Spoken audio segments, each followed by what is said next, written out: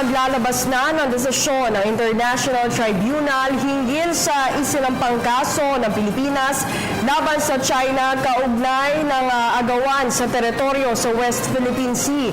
Ngunit bakit nga ba humantong sa pagsasampa ng kaso at bakit maraming mga bansa ang umaangkin sa West Philippine Sea? Alamin natin yan sa espesyal na ulat ni Marita Moahe. Bakit ba pinag-aagawa ng West Philippine Sea at bakit tayo humantong sa pagsasampa ng kaso laban sa bansang China? Ang resource-rich na teritoryo ng Scarborough Shoal na tinatawag ding Panatag Group of Islands at Spratly Islands ay mayroong 100 to 230 islets, atolls, coral reefs at seamounts na nakakalat sa may mahigit sa 250,000 square kilometers sa South China Sea. Bukod sa Pilipinas, inaangkin din ito ng iba't ibang bansa tulad ng Vietnam, Taiwan, Malaysia at Brunei.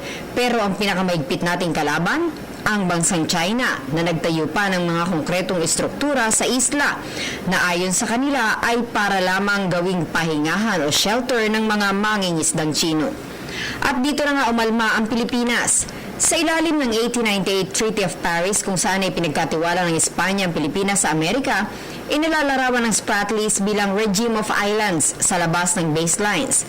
Subalit malaking bahagi ng mga islang ito ay nasa loob ng 200-mile Exclusive Economic Zone o EEZ ng Pilipinas na nasasaad sa ilalim ng United Nations Convention on the Law of the Sea o UNCLOS, habang walang nasa loob ng EEZ ng China o maging ng Taiwan. Subalit patuloy na tumataas ang tensyon ng mga nagdaang buwan at taon dahil sa pagmamatigas ng Beijing na kontrolin ang nasabing teritoryo. Dahil dito noong Enero ng taong 2013, tuluyan ang nagsampa ng kasong Pilipinas laban sa China sa Permanent Court of Arbitration sa The Hague. Kinikwestiyon ng Pilipinas ang territorial claims ng China at ang mga agresibong aktibidad ng Beijing na lumalabag sa UNCLOS. Habang patuloy ang mga pangyayaring ito, nagsimula rin ang China na maging agresibo sa mga mangingisdang Pilipino na pumupunta sa mga islang nabanggit.